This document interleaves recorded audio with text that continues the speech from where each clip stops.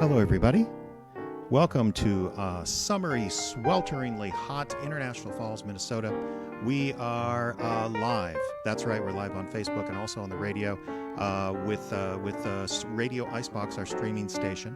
And I just wanted to come on real quick and welcome you to our live broadcast. Thank you so much for taking some time out on this summer evening. We have a wonderful collection of mystery stories, including an old-time radio recreation of Candy Matson, starring Scotta Turner. That's coming up in just a moment.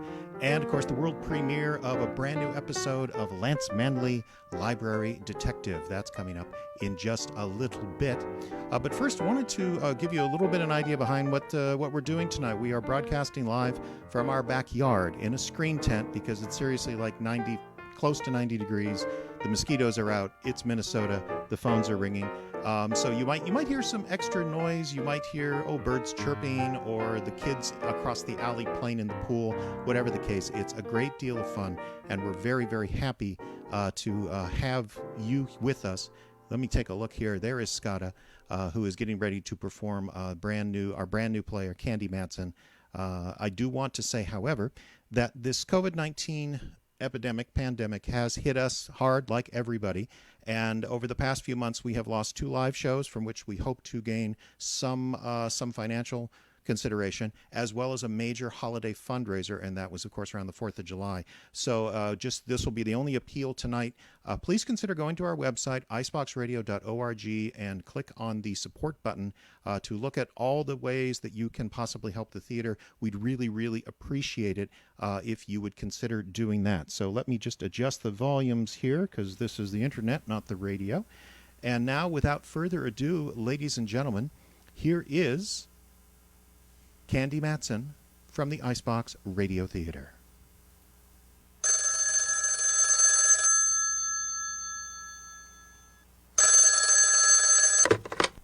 Hello, Yukon 38309. Yes, this is Candy Matson.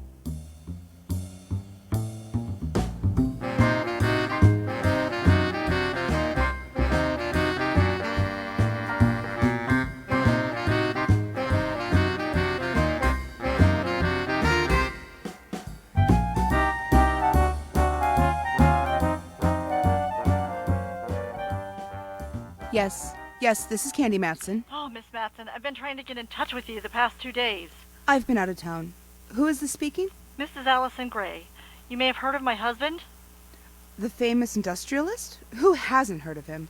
You've got to help me, Miss Matson. I'm desperate. You sound it. What seems to be wrong, Mrs. Gray? I understand you do work of a confidential nature? You understand correctly. Can you drop by to see me, Miss Matson, right away? Well, you'll have to give me some idea what it's all about, Mrs. Gray. There are certain types of cases I refuse to accept. Do I have to tell you over the phone? If we're going to do business, yes. Well, it's my husband. For the past month, I feel he's been gradually losing his mind. What? It's horrible. But yesterday, he disappeared completely. You don't have to say another word, Mrs. Gray. I'll be right out.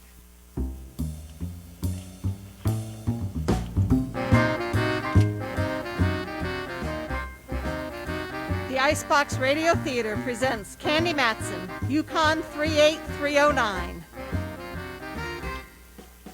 That's the way it usually goes. I live in a penthouse on Telegraph Hill in San Francisco. Inside, there's a phone. It's listed, and it rings. Sometimes I wish it wasn't, and didn't. But the phone is thusly listed. Candy Matson, private investigator. And that's how I make my living. Do you remember that old gag about what's black and white and red all over? Yeah, a newspaper. Well, because of the telephone call from Mrs. Allison Gray, I had a switch. I had my palms red and got black and blue all over. And for good measure, I uncovered 2 very dead corpses along the way. I got the address of Allison Gray out on Broadway in the Valley of Wealth. And that's where I went. As I pulled up, I looked for the bell, but there was none. Nothing but a huge knocker looking like it weighed about 10 tons. I whacked it a couple of times and thought the house would fall off its foundation.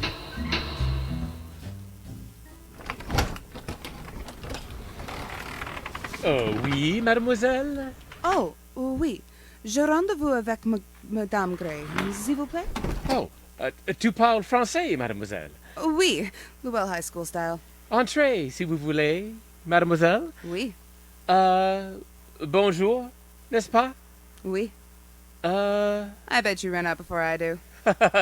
You can say that again. You speak English? Oh, yeah, San Francisco style. You Miss Matson?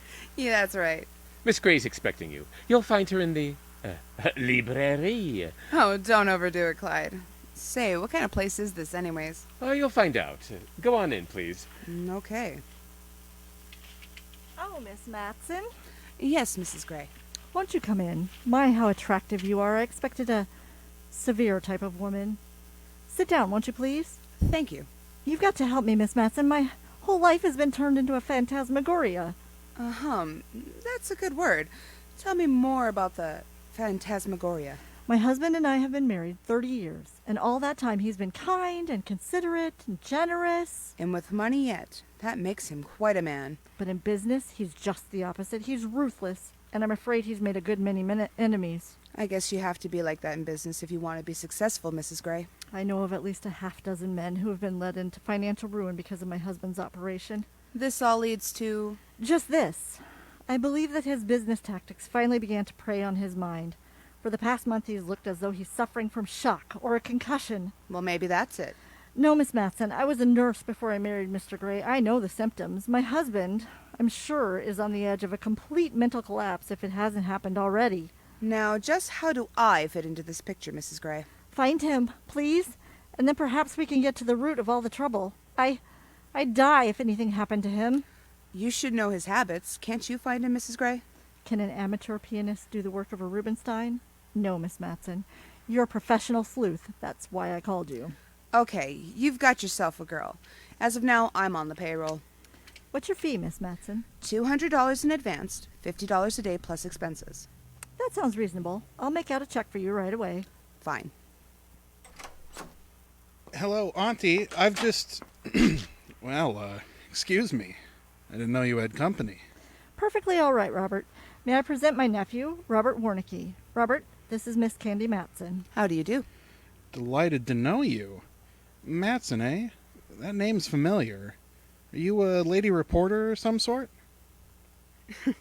No, I'm afraid not, Mr. Warnicke. Let the girl alone, Robert. She's here on business. Here you are, Miss Matson. Thank you, Mrs. Gray. Well, I'd better be getting along. You'll hear from me soon. Goodbye, Mr. Warnicke. I'll be seeing you. Yes, I have a hunch you most certainly will.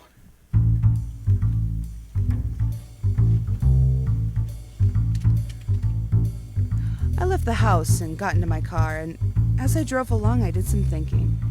It was a strange thing. Here was a family with all the loot in the world, but unhappy. It didn't make sense. Suddenly, I realized I wasn't far from the studio of an old friend of mine, Rembrandt Watson. A darn good photographer now that he's given up the grape, the kind that comes in bottles. As luck would have it, he was in, and gave me a greeting worthy of a prodigal son. Candy, my minx, where have you been, Dove? Minx? Dove? You make me feel as though I should be molting. What do you mean, where have I been? Just what the phrase implies, my dear. Where have you been? Up in Eureka on a case. Oh, and how did you find Eureka? With radar. You'll never seen such fog. Oh. And why such deep concern about my whereabouts? I've been trying to get in touch with you. I've some business for you, my dear. No Rembrandt. No thanks. I already have some. Oh, she's an old customer of mine. I've photographed her so often I know every little wrinkle. I've even given some of them names. I told you, Ducky, I couldn't possibly. She has more lines than a California road map. Rembrandt, for the last time, I'm already... Her name is Gray. What did you say her name was? Gray. Sweet little old fluff. Lives out on Broadway. Mrs. Allison Gray. Yes, that's the one. Rembrandt, I just left her house no more than 10 minutes ago. Splendid. Oh, she got in touch with you. She dropped by my studio several days ago, and I recommended you. Get yourself a fine fat fee, Dove. She can afford it. Do you know anything about the dear? Only that she's worried about her husband. That's nothing. I'm worried about mine. But you're not married. That's why I'm worried about him. You mean you still can't get Lieutenant Mallard to see the light? Right. Every time we even get near the subject of matrimony, Mallard ducks. Oh, Mallard ducks. Okay, I'll leave. I would if I were you, Mallard ducks, really. Well, Did you accept the Gray Case? I'm afraid I did, Rembrandt. Well, then you might be interested in this here. What's this? A card. You can read. Uh-huh. Madam Natasha. Palmistry. Telepathy. Reading by appointment only. What's this all about? Oh, it may not have any connection in the least, but it fell out of Mrs. Gray's purse as she left the other afternoon. Palmistry yet. This gal goes in for wrinkles all over.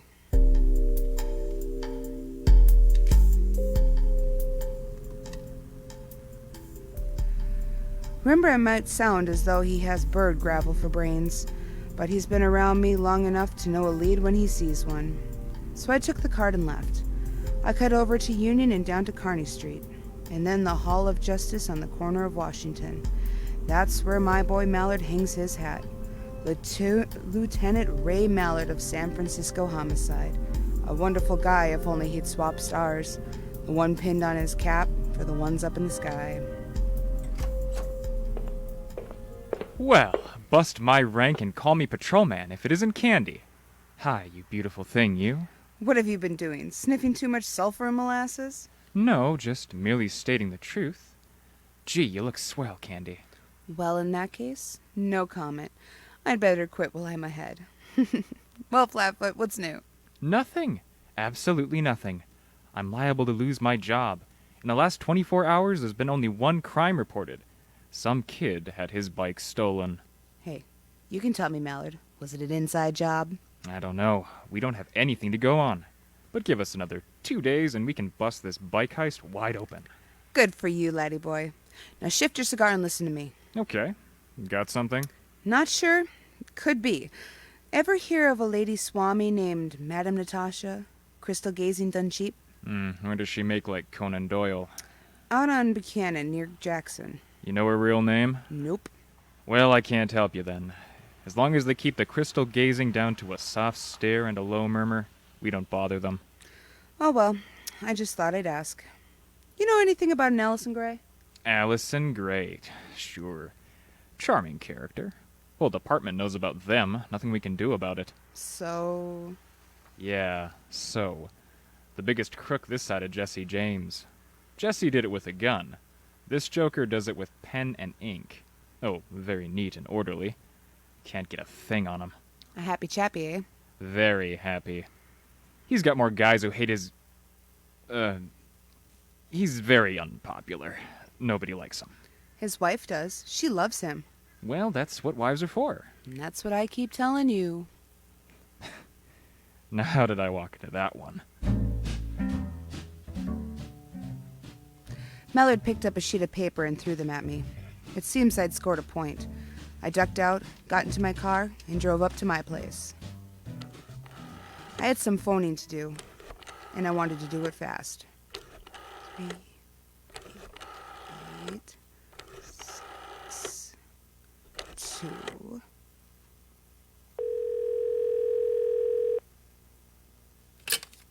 The stars in their ferments are all masterful. Good morning. Madam Natasha speaking. Good afternoon, madam. I'm calling for an appointment. Oh, you were recommended to Madam Natasha? Yes. I'm from New York. A friend of mine was here last summer. She said you were excellent. Ah, yes, I saw her. And what was your friend's name? Wallace. Mrs. Jennifer Wallace.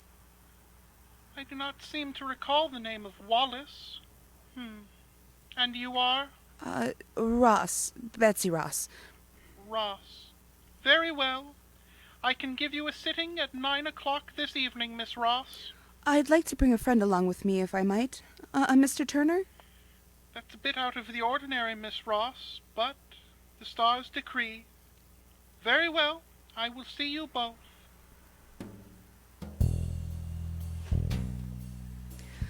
That was number 1 call out of the way. Number 2 call was to Rembrandt. He was going to be my Mr. Turner. He's very sharp as far as photography is concerned, and I wanted him along in case of tricks. He said yes, he'd always wanted his palms read.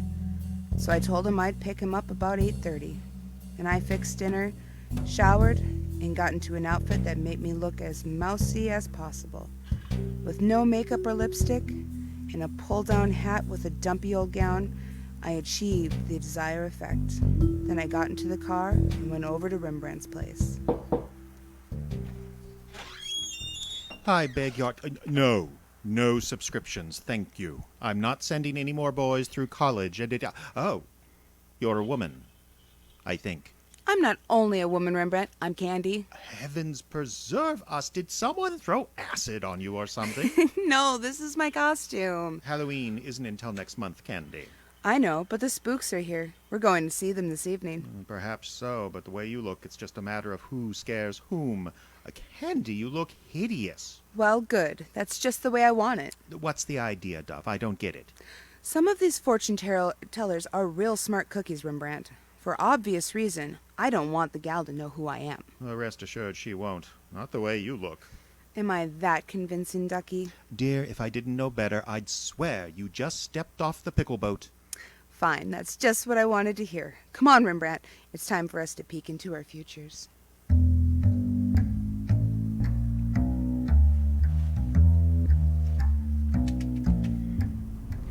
We got into the car and drove out to Madame Natasha's place on Buchanan Street. It was one of those old 3-story gingerbread houses that still stand in San Francisco. Cornices, gables, carved pillars, ornate handrails leading up to the front door, etc., etc. I rang the doorbell on the darkened porch and expected to be greeted by Peter Lorre. I wasn't far from wrong. Oh! Good evening. Madame Natasha bids you into the Temple of the Zodiac. Yes. And you are? Miss Ross, and this is Miss Turner. Yes. Madame is expecting you. Goody. Just follow me, if you will. Uh-huh.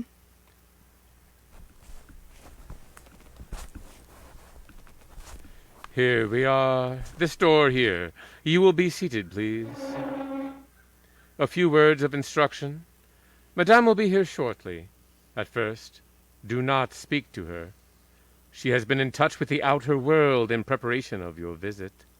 She is on a highly sensitive mental plane.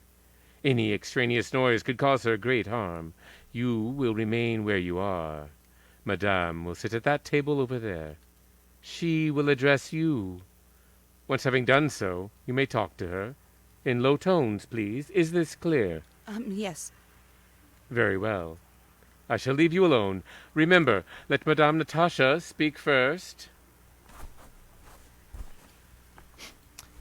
Smells like a mortuary. All part of the act, Rembrandt.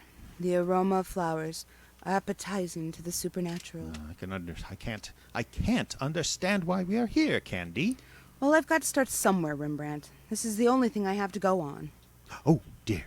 There's a light beginning to fade up on the door. Where's that coming from? I don't know. It's a cute trick, I'll say that.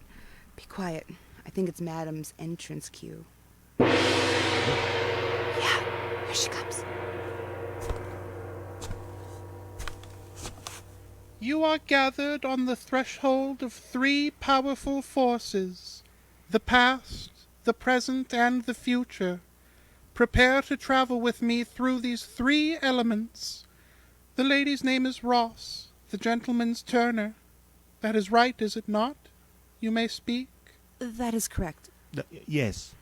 We shall commence. Detach yourselves from the present. Think of nothing but the past. Your childhood, your school days, vacations, misfortunes, your happy hours, your parents. Think, yes. Our thought planes are beginning to meet. Music, stars and music, they guide our lives. Yes, we are meeting. Look, up there, Candy, on the wall. It's the face of a man. Someone is about to visit us. Do you feel the presence? Yes, I do. I seem to feel it's a relative of yours. Your father, perhaps? No, it's my Uncle Bart.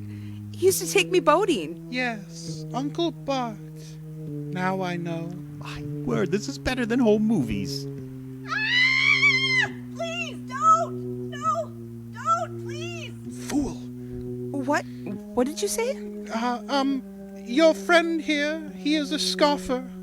I cannot go on. I am in terrible mental pain. Please, you must leave now, immediately.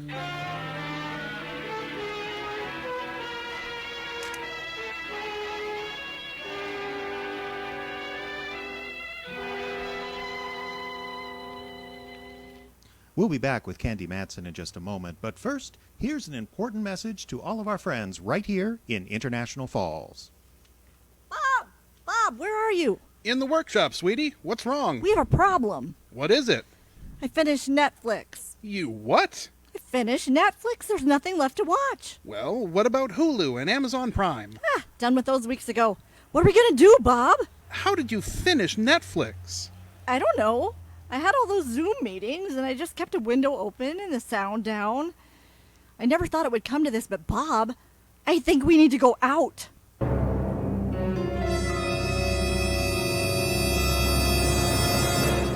What do you mean, out, exactly?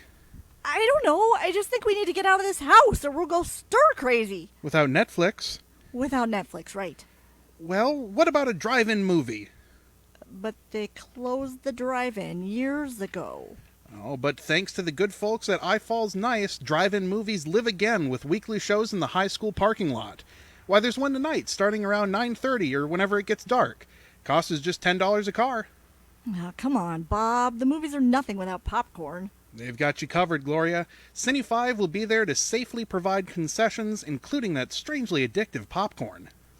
I don't know, Bob. I mean, the drive-in wasn't about movies as much as it was about, you know.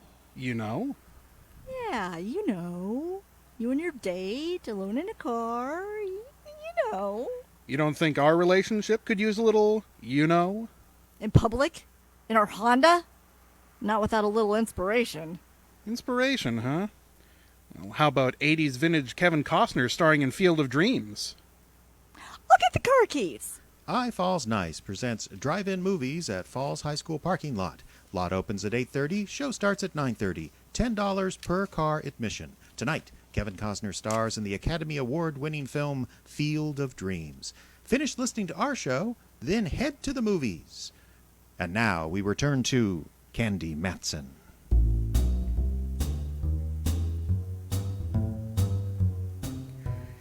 It wasn't Rembrandt that had broken the spell. It was that scream, that agonizing cry from the other room that did the trick. I would have given my eye tooth to do some snooping, but the lad that had showed us in did a firm reverse and made sure we made straight line for the front door and out. I heard the lock click behind us, and that was it. We went across the street and got into the car and took off. The fog was so thick, you couldn't even see 20 feet in any direction. Why are you biting your lower lip, Dove? Are you put out at me for being a scoffer? No, I'm not mad at you, Rembrandt, but I am put out. That babe's as phony as a $3 bill. Yes, you and your Uncle Bart who used to take you boating. Indeed. It was the scream and that voice. That's what did it. Very good, I thought. Sounded almost real. It was real, Ducky. Didn't you notice how excited the madam was? True. Thought she came out of her trance awfully fast. And what about the vision of dear old Uncle Bart? Oh, that was a rear-view projection, girl. Shot through some very fine cheesecloth to give it a slight distortion. Okay. I'm making another appointment with the madam tomorrow night. I want to see what's going on behind the scenes. Where are you going now, Candy? Home and to bed. I'm tired.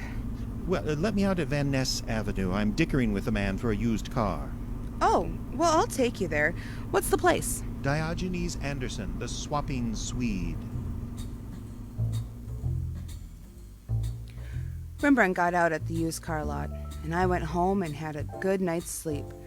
I wanted to have all my buttons because there were a lot of angles that needed angling. I woke in the morning feeling quite fresh and ready for come what may. First thing under come what may was another drive out to the Valley of Wealth for another check-in with Mrs. Allison Gray. When the door opened, it wasn't Mrs. Gray. It was her nephew, Robert Warnocky. Oh, Miss Matson. Come in, won't you? So sorry, it's the butler's day off. What a shame having to strain yourself with the heavy door. Thank you. I imagine you want to see my aunt. You imagine correctly. Is she in? No, she left about half an hour ago. Said something about having to see about her hair. Oh, where'd she leave it at? Very clever, Miss Matson. Well, what about your uncle, Mr. Gray? Is he in? Aren't you the one who's supposed to know where my uncle is? What do you mean by that? To repeat, you're very clever, Miss Matson. I have an apology to make to you. Oh? Yes, you're not a reporter at all. My aunt corrected my mistake. You're a private detective person. So who's denying it? You know, you're very attractive, Miss Matson. I think I should kiss you. You what? I've never kissed a detective. Come here. No. Why, you clown! Tell your aunt that'll cost her another 100.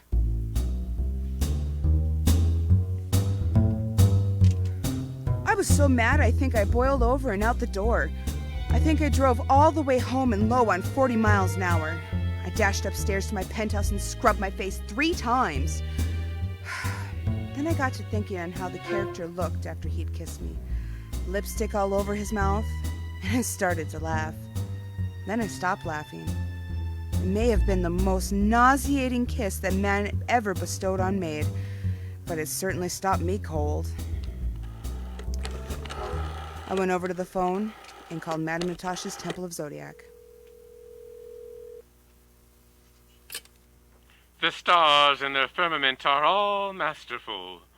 Good afternoon. Is Madame Natasha there? No, Madame is resting. Oh, well, would it be possible to make an appointment for this evening? This evening? Were you recommended by someone? Yes, Miss Ruth Burdett? Burdette. Yes. Madame Natasha doesn't seem to have a Burdette in the file. Oh, well, Miss Burdett was there only a few weeks ago. Very well. Madame Natasha will see you at 10 o'clock. That's perfect. And your name, please? Taylor. Miriam Taylor. Things were beginning to roll now, and I think I saw the light. And if that was right, the light wasn't very pleasant.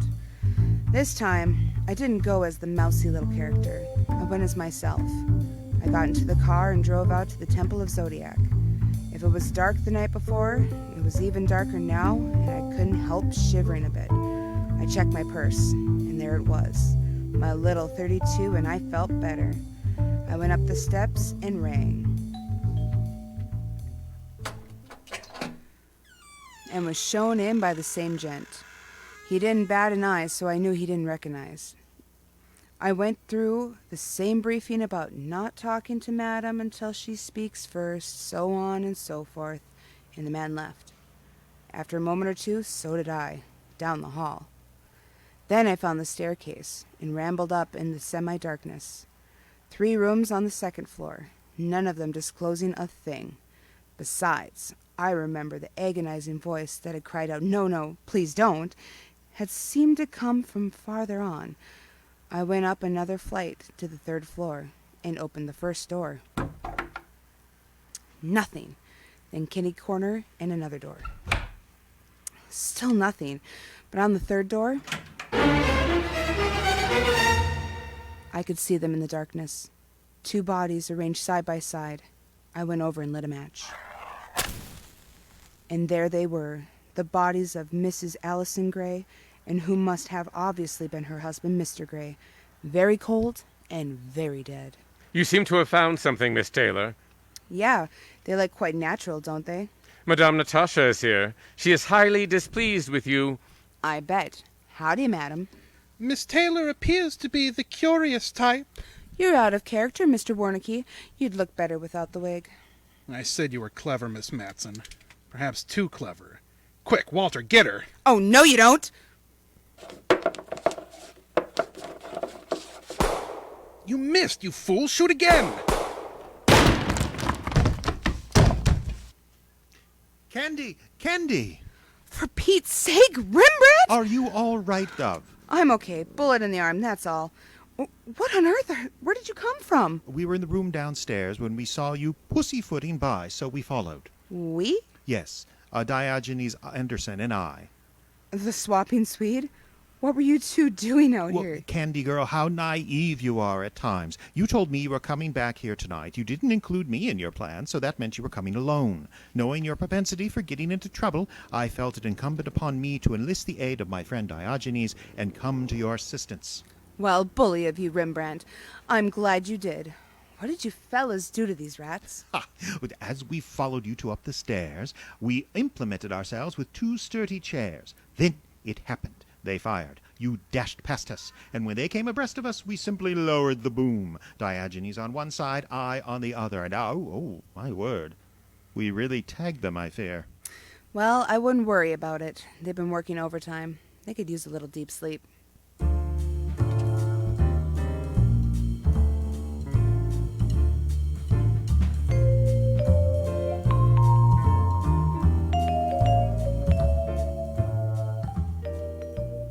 Look, Candy, 2 bodies. Tell me about it. It was very simple, Mallard dear.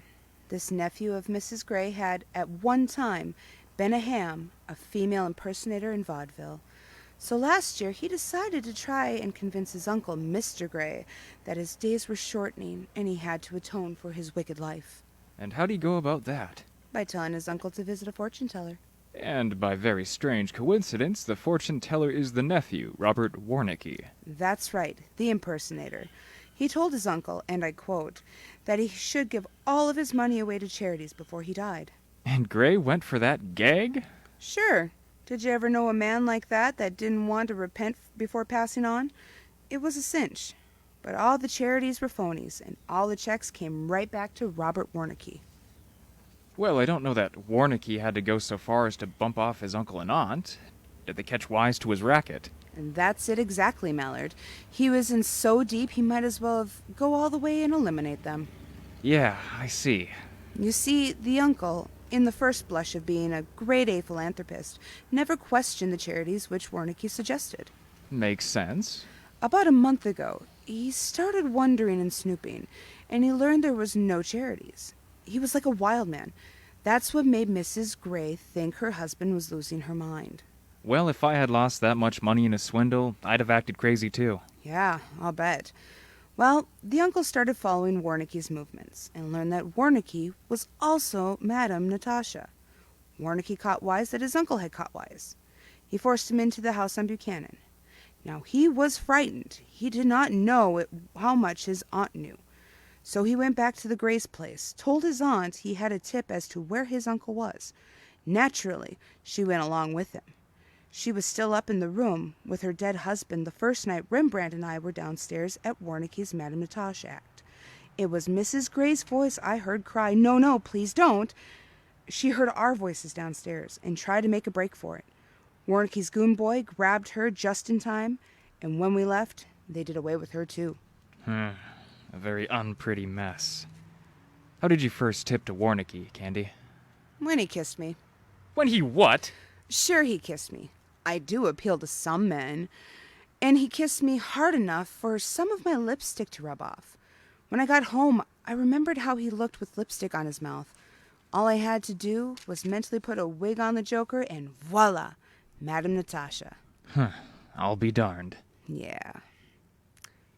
Aren't you going to kiss me goodnight? What? And be turned into a fortune teller? Why, you cad! Come here, Cupcake. What's the matter with you? Good night, Madame Mallard. What? Take a look in the mirror. Then get yourself a crystal ball and you're in business. What?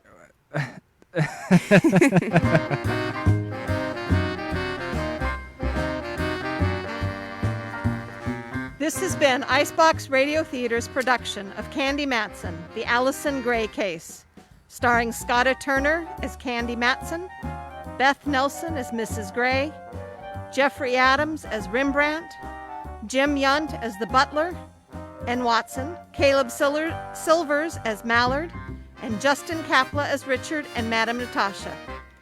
Script written by Monty Masters, directed by Diane Adams.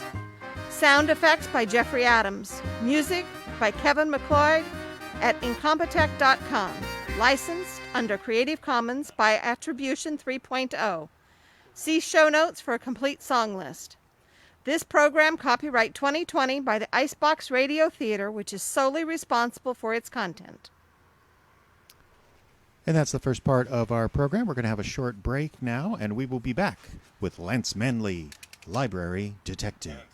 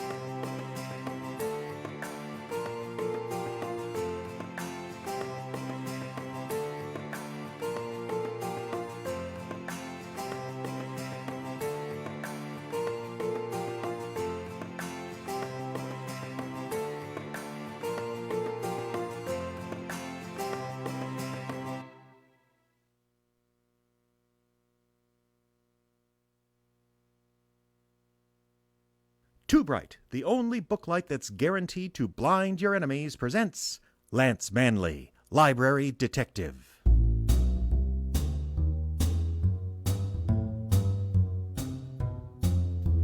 There's a million readers in the naked city. My job? Keep them in line. It's a tough racket doing security at the local public library, but this is my promise to you. Every overdue book borrower, every mouthy chatterbox, every matronly loudmouth holding up the checkout line so she can tell you her hip feels funny will have to answer to me, Lance Manley. We'll be back with Lance Manley in just a moment. But first, friends, your booklight sends a message to your community about you and your family. And it's one of the most important consumer choices you can make.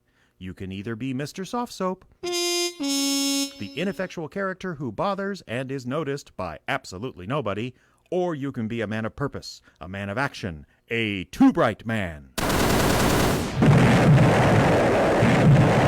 Too Bright reading lamps not only make the pages of your favorite books or magazines perfectly legible in even the darkest room, they represent a real threat to the health and well-being of anyone within a half-mile radius, and that spells respect for you.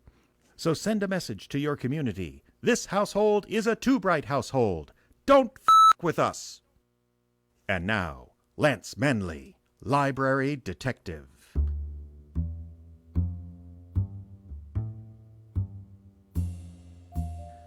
In a tiny alcove high above the stacks of the public library, a frosted glass door keeps evildoers at bay and bibliophiles fingering the stacks in safety. For on the other side of the glass, sitting behind a battered oak desk, is the cop of cataloging, the Shamus of the stacks, the Dick of Dewey Decimals, Lance Manley, Library Detective. Come in. Hey, Lance, you got a second you gotta? Doghouse Riley, library janitor and part-time snitch. What can I do for you? Ah, gee, Lance, you gotta introduce me like that, do you? Gives a guy a complex it does. Sorry, Doghouse, but they didn't give me an introductory voiceover this episode. Come in. Ah, thanks, Lance. I got news I got. Doghouse Riley was a good ally in the fight against bibliographic crime. His position in the basement gave him a unique perspective, a set of ears and eyes that were seldom noticed, but picked up everything. Hey, a voiceover. Never mind that now, Doghouse. What's the skinny? What's the lowdown? Spill the beans and pick 'em up again. Word on the street is that an old friend of yours is on his way here, Lance, his way. And that wind is a wind which blows ill for you and your job. A job that blows, huh? Who is this old friend? Hanging on to your hat, you should be, Lance, you should be. The friend is Cyrus Amazon, the friend. Cyrus Amazon. That was a name I hadn't heard in some time. He was an industrialist and professional gambler who made his millions in the book-selling business and turned them into billions at the baccarat tables of Monte Carlo. He was either the luckiest man you ever met or the biggest card cheat on 2 continents. And I mean biggest in multiple variations of the nomenclature. He cheated like hell, and he was huge. The Green Bay Packers offensive line could take lessons from this guy on eating. And on being offensive. But the reason Amazon and I crossed 45s on more than one occasion was his pathological hatred of free public lending libraries. He thought they cut into his book-selling business, and all the library journal articles proving otherwise were lost on him. He and his billions had it in for me, and I chalk it up to pirate's luck and clean living that I'd survive more than one encounter with the corpulent corporate head. Oh, hey. I think I hear a particularly heavy footfall on the heavy side coming up the stairs outside, I hear it. Duck on down the back way, Doghouse. This isn't gonna be pretty. I just dial *4 if you need me, Lance. I'll be hiding behind the boiler behind it. Doghouse made himself scarce, and who could blame him? The sound of Cyrus Amazon laboring up the stairs would put anyone in the mind of an angry walrus, and Doghouse always did resemble a seal, in my opinion. So I sat behind my desk to wait. And wait. And wait some more. Jeez, this guy's fat.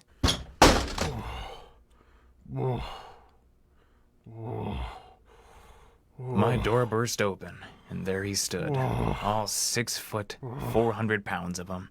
Every ounce poured into a white linen suit the Boy Scouts could sleep under at Yosemite, and up top, just below a pricey handmade Panama woven from actual Panamanians, was a look of utter disgust. Manley, It said. what's the meaning of putting this confounded office of yours up a flight of stairs?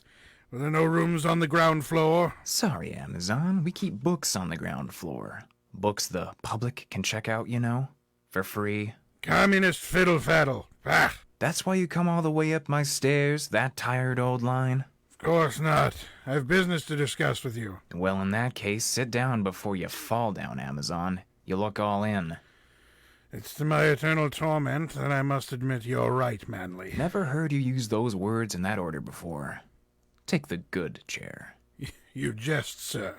None of the furniture in this room would qualify as the good chair if it were in the worst brothel in Istanbul. I'll defer to your greater experience in that area. Sit. This one will do. Barely. Now we just have the floor to worry about. What brings you up to see me, Amazon? I've come a great distance in some haste with the promise of a reward for us both, Manley. That is, if you're smart enough to cast your lot in with me. Interesting overture. Let's hear the first act. Only a story of forbidden treasure ready to be plucked by the wise and the careful. You needed somebody wise and careful, and so you thought of little old me? Don't be ridiculous. Your partners will be tiny but very well rewarded. I merely require a certain credential which you have in your possession. What credential's that? Your security pass to the Central Book Distributor's warehouse. No can do, Amazon. Took me years to build up the red points to get that dingus. I misuse it once, I lose my job. Then come work for me. Doing what? Blowing up libraries? Well, maybe on the weekends for fun, but no. Simply taking care of various items of business. All strictly legal, of course. Well, anything is possible. For this job, you needn't worry. I don't need you, only the credentials. Unless you're willing to steal my fingerprints and my retinas, it won't do you much good. A tempting suggestion, but alas, unnecessary and messy. Besides, when you hear what I'm after, you'll want to be in on the score. All right, I'll bite. What's the target? A book, of course, but not just any book. You've heard, undoubtedly, of The Molted Falcon. The Molted Falcon. Now, there was a title that hadn't circulated in a while. It was a ghost book, a publisher's campfire story, a now you see 'em, now you don't hoodoo that editors like to talk about after one too many cups of chamomile laced with cooking sherry. The story was that Stephen King, that man that saved publishing back in the 80s, had written a book that never saw the light of day. It was during his pharmaceutically enhanced period, when he could knock out manuscripts 2 at a time, sometimes working without sleep for days. During one such nose candy jag, the story goes he conceived of a singular book, a work of art printed on the finest vellum, bound in the leather of aristocratic Swiss cows, and inked with a mixture of Fort Knox gold and whiskey from Hemingway's private stock. Add a few grand worth of jewels and gold leaf and you have the most valuable book in the world without Gutenberg in the title. The book is called The Molted Falcon. It's about a bird that molted. And legend has it, it's just as bad as it sounds. Or at least that's how the story goes. You waste my time with fairy tales, Amazon? It's real, I tell you. I have proof. It's a story you tell first-year copy readers to haze them. A literary snipe hunt.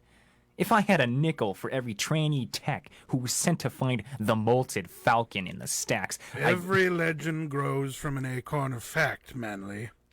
I intend to follow this one to its source. You'd be better off collecting acorns. So what's your proof? Photographic evidence. That picture was taken in Paris 24 hours ago in an alley behind a rare book dealer's off the Rue de Florentine. This is just a picture of 2 guys in berets passing a book. It don't prove nothing. I've been following that book for 6 months, Manley. In Istanbul, I missed it by a week. In Tokyo, by a month. And in Bangor, Maine, it was ahead of me by a mere day. It took some doing, but I tracked it down. It's here, Manley. The Molted Falcon. It's supposed to be terrible, you know. I don't intend to read it. I intend to have it. So that no other man alive can say the same.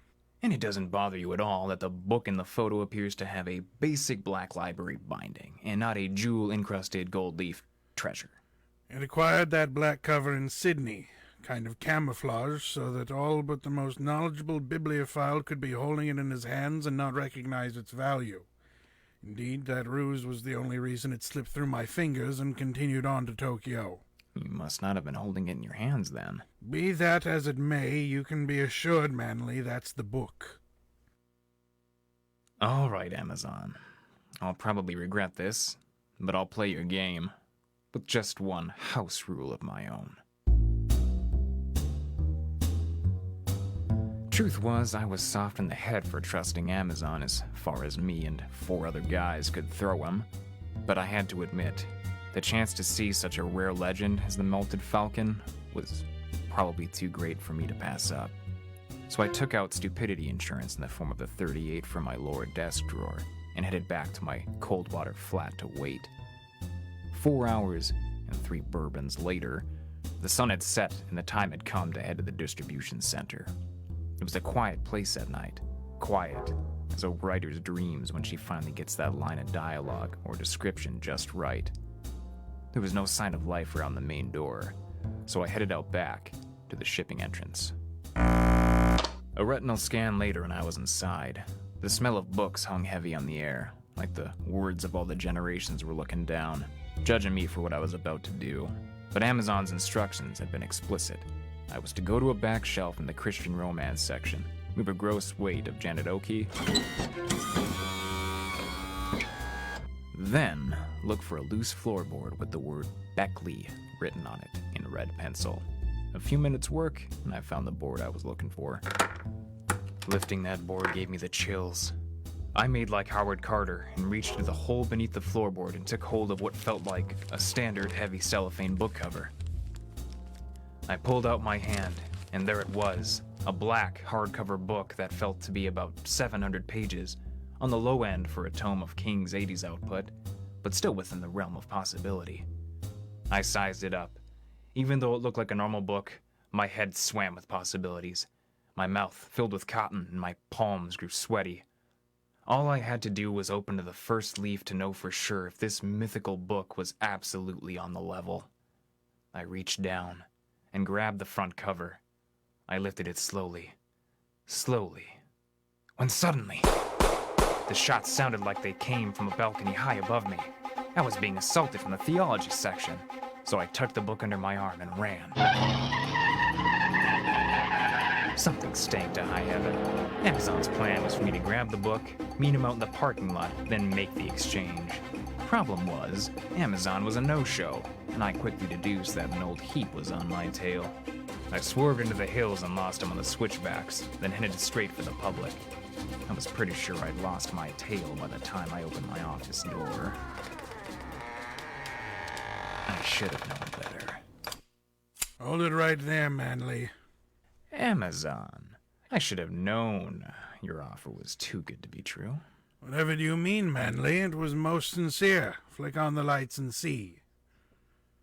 You see, I was merely waiting for your return. I thought the plan was to meet up at the book distributor.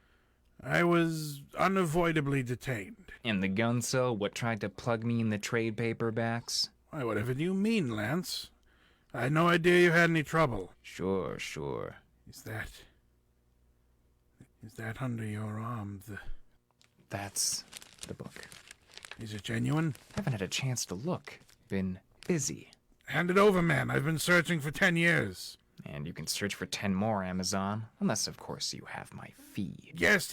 Now hand it over. All right, if you insist. My nose! Oh, what's this you dropped, Amazon? Yeah, 38. I thought I heard a gun cock when I came through the door. Can't begrudge me wanting a little security, can you? Then spill. Why'd you have some gunman after me at the distributors? I didn't, I swear. Many disreputable characters are after this book. Undoubtedly, one was there searching for it as you arrived. Convenient, especially since you weren't waiting outside like you said you'd be. I told you, I was unavoidably detained. Then how exactly did you know to wait for me here in my office? Where else would you go after acquiring the book? So you didn't intend to shoot me, or have me shot? Pah! Of course not. You just thought you'd wait in the dark with a gun. I'm an important man, Manley. Personal protection is a matter of form. You got an answer for everything, don't you, Amazon? At my age and my position, you have to, Mr. Manley. And now, after 10 years... No. No, it can't be. It can't be. What's the matter, Amazon? Damn you, Manley, you've swindled me. You thief. You gypsy. Oh, quit with the racial tinge, insult and spill. What's with the book? This isn't the Molted Falcon at all. It's an annotated version of the Twilight Saga. And that was it. Amazon rose from behind my desk like the kraken emerging from the sea and waddled out, stopping only once to ask for his gun. I told him I'd send it to him by courier in the morning. After he left, I threw the .38 in the incinerator chute. I really should have taken the bullets out first. Sorry, Doghouse. That's all right, Lance. No harm done, no harm. So, the library was safe for now from the likes of Cyrus Amazon, but I know he'd be back with some underhanded scheme to put us out of business. There was no ending the fight against his kind. I might have even been premature this time, given that this case has more twists than Agatha Christie in a pretzel factory. For example, I still had no idea who had been shooting at me back at the book distributor. Had it been Amazon or one of his goons? Possibly. But it had been Amazon himself who told me where the book was hidden, and his whole story about needing my credential to get into the building falls apart if one of his boys was already inside, taking aim at my noggin. Too many questions, especially for a Tuesday night. So I poured myself a triple and reached down to pick up the book I'd bounced off Amazon's nose. Twilight, annotated by the author, it said. I figured I'd been a bad boy, so why not pay a penance? Why not cap off this day with a trip to the world of sparkly vampires and hunky werewolves? A trip no less strange than the one Amazon was on. A trip to find the stuff that dreams are made of.